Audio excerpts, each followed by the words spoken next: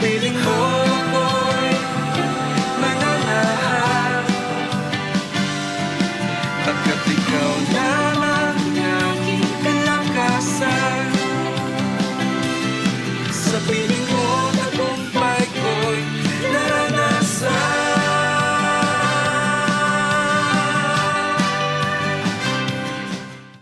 Amen! Purihin po ang ating dakilang Diyos na buhay na patuloy sa ating bumubuhay araw-araw. Kaya welcome po sa ating programang Jesus Christ Global Outreach, sa programang araw-araw na pagpapala. Purihin ang ating Diyos sapagkat tayo nga po ay patuloy niyang palalaguin, patatatagin sa ating pakikinig ng salita ng Diyos, sapagkat ang salita ng Diyos ay nagpapalakas. Tandaan ho natin, pagkain natin ito espiritual. Amen? So makinig ka, tayo po ay mananalangin saglit. Panginoon, sa aming pakikinig, sinabi mo po, ang pananampalataya ay nagmumula sa pakikinig at pakikinig ng salita ng Diyos. Kumakain din kami spiritual, kaya kami lumalakas, tumatatag, kahit anong problema, kahit anong nangyari sa buhay namin, Panginoon, we shall live by faith and not by sight or not even in our feeling. Thank you, Lord, basbasa mo kaming lahat. Paano kami, Panginoon, ay uunawa at tatanggap ng salita. Ito po ng aming dalangin, sa pangalan mo, Panginoong Jesus, ang lahat ay magsabi ng Amen and Amen. Ang ating pong pag-aralan ngayon, pagbubulay-bulayan, ay nandito po sa Psalms 56. Ito po ay nagsisimula sa verse 8 and verse 9 sa New Living Translation. You keep track of all my sorrow. You have collected all my tears in your bottle. You have recorded each one in your book. In verse 9, my enemies will retreat when I call you to help me. This I know, God is on my side. Ang title po nito is God is on my side. Tandaan po natin mula sa salita ng Diyos, napakapalad ng isang tao na sumampalataya, tumanggap sa ating Panginoon Kristo bilang Panginoon tagapagligtas ng ating buhay, sapagkat mararanasan niya lagi na ang buhay araw-araw ay kasama natin ng Diyos. Sabi yan, God is on my side. In fact, si Lord nagsasabi sa atin, di kita iwan, di kita pababayaan. Tayo po ay kanyang susubaybayan, aalagaan, at pangungunahan. Kasi po, sa mundo, meron talagang tribulation. Katulad ngayon, di ba po? Yung mga pagbagyo na yan, di ba? At nagugulat tayo sa pag-atake ng mga bagyo at unos ng buhay din, no? Climate change pa, may mga gera pa in everything, taas ng mga bilihin. Kaya nga po marami na pong nagsasabi na ating pong mga pastor, mga lingkod ng Diyos, humanda na tayo. Ang kaligtasan ay mas malapit na ngayon kaysa nung una tayong sumampalataya, magpaligtas na po tayo.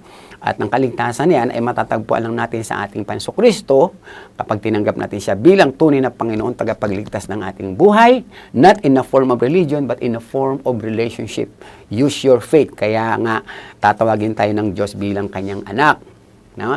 At mula dyan, dahil tayo po ay tumanggap sa kanya, tinanggap niya rin tayo po ngayon ay laging sasamahan ng Diyos. Tandaan mo, kahit walang sumasama sa iyo, umaalalay sa iyo ng mga tao, kung sino man ang inaasa mong tutulong sa iyo, minsan wala sila dahil tao rin sila, napapagod, napupuyat, marami rin mga inaasikaso siguro sa buhay.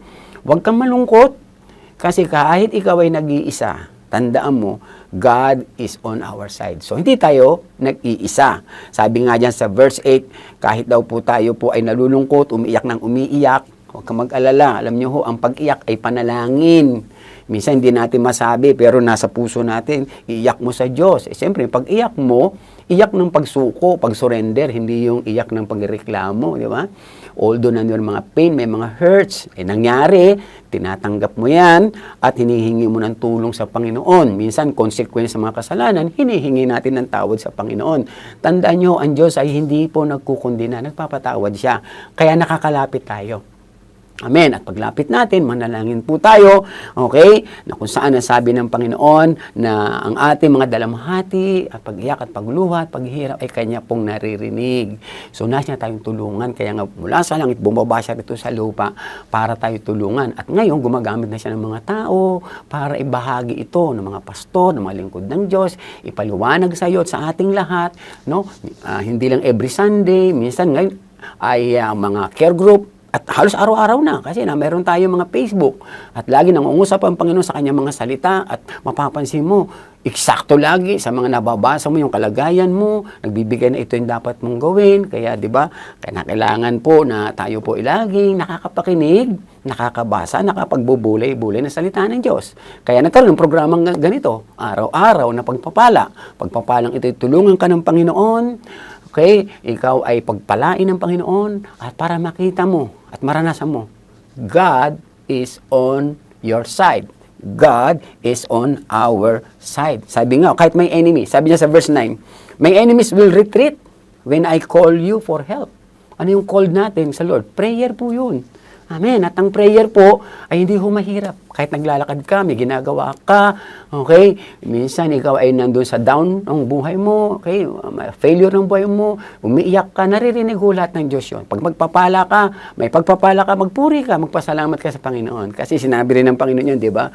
Kayong mga pinagpala, magpuri kayo. Kayo may mga suliranin, kayo ay manalangin at sumamba sa Panginoon. So lahat ng ating mga nararamdaman, nararanasan, alam ng Diyos at tinuro niya sa atin kung ano yung mga dapat nating gawin. Kaya hindi tayo nalulugmok sa kalungkutan kasi may kasama tayo na ang Panginoong Diyos na tumutulong sa atin. Yan ang dahilan kaya binigyan niya sa atin ng banal na Espiritu ng Panginoon. Amen. Siya ang nag-aaliw, siya ang nagpapaalala sa atin ng mga pangako ng Diyos. At tandaan nyo, ang pangako hindi para mapako. Okay? Kasi yun yung pangako ng Diyos, hindi yung pangako ng tao. Yan po ay ginagawa ng Panginoon sa ating mga buhay, sa kapangyarihan ng banal na Espiritu, at yung mga sitwasyon ng buhay natin ay nakikita at pinapakita sa atin kahit medyo hindi maganda, gagawin ng Diyos na maganda. Di ba? Sabi nga sa Genesis 50 verse 20, di ba? Kahit ginawa ng diablo na masama, pero gagawin ng Diyos na mabuti. Kaya napakasarap na ang buhay natin na isuko, nakasuko. At lalo na kapag ikaw ay naglilingkod na, sumusunod ka na, naku, danas mo ang kapangyarihan ng Diyos. Kahit di natin siya nakikita, pero nakikita natin yung kilos niya. Nakikita natin yung tulong niya. Nakikita natin yung himala, yung kapangyarihan niya. Why? Because God is on my side. Sabi nga ng Psalms, di ba? This is I know. Even, sabi niya, may mga kaaway dyan, di ba? At sino yung mga kaaway natin, di ba? Alam niyo naman yan. Okay, we are not wrestle flesh and blood. Si Satanas at ang kanyang mga kampon, di ba? At mga masamang espiritu na sumasahan sa mga tao para tayo ay persecute, di ba? Pero hindi natin yun pinapansin sapagkat ang ating pinapansin ay ang salita ng Diyos. We do not discourage, we do not offended. Okay, we continue living, obey God, okay, serve God because God is on our side. Kaya sinabi ng verse sa Bible, if God is with us, who can be against us? Amen? So, tanda mo, palakasin mo pa ng palataya mo at patuloy ka sumunod at maglingkod sa Panginoon. Kaya nga, doon sa verse 11 and 12, sabi niya, I trust in God. Hallelujah. I praise the Lord. Amen. Why shall be afraid? What can mortal do to me? Sabi niya, magpupuri ako sa Diyos, magtitiwala ako sa Diyos. Ano magagawa sa akin ng tao? See? Kasi nga, alam niya na ang Diyos ay kasama niya. Amen. God is on my side. Kaya lagi tayo may inawit, di ba? Kasama na natin ang Diyos, di ba? At in verse 12, sabi niya po rito, I will fulfill my vow. Okay? Anong gagawin mo raw? Ang gagawin natin? Sundin mo. Okay, ano pa? Gawin mo yung pinangako mo sa Panginoon. Nung simulang pinangako mo sa Panginoon na ako, Panginoon, ay maglilingkod na sa iyo, susunod na sa iyo, susurrender ko na sa iyo buhay ko. Amen. Yung po ay araw-araw natin ginagawa. Okay? So, daily ho yan sa ating mga buhay. Kaya merong araw-araw na pagpapala para araw-araw tayo makasunod sa kalooban ng Diyos. Remember, God is on our side. Magagawa mong lahat. You can do all things, okay, for the Lord because God is on our side. Amen? So maraming po salamat. Tayo po ay manalangin. Panginoong Diyos, maraming po salamat aming Ama sapagkat pinapaalala mo sa amin, Lord. Ikaw ay laging nasa amin. You are on our side. Always, every day, Lord. Every minute, every hour. Lord God, in every day on our life, Panginoon. Hindi lang sa buhay ngayon at maging sa buhay pandarating. Salamat, Panginoon, sapagkat di mo kami iniiwan, di mo kami pinababayaan. Kaya kami po'y makakapanalangin sa iyo, makakatawag sa iyo, makakasamba sa iyo. Kami po, Lord God, ay magkakaroon lagi ng connection sa iyo. We pray, Lord, na kami ay laging makakapag-connect sa iyo through our fellowship. That's why, Lord, I pray, yung ngayon ay nananalangin, ngayon ay dumadasal, Panginoon, dinggin mo po siya, O Diyos, at paalala mo, Panginoon, ang mga kalagayan niya. Siya, Lord God, ay lagi mong sinasamahan. Salamat, Panginoon, kaya kung meron po may sakit siya, Lord, pagalingin mo po.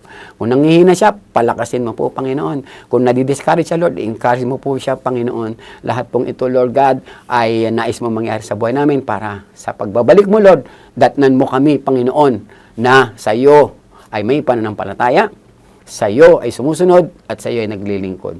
Pagpalain mo po kaming lahat, O Diyos, ang aming mga pamilya, ang aming bayan at ang aming mga kababayan. Ito po ang aming samot dalangin sa pangalan mo, Panginoong Kristo. Ang lahat ay magsabi ng Amen and Amen. Bukas pumuli, araw-araw ng pagpapala, magpalago po tayo sa Panginoon. God bless us all.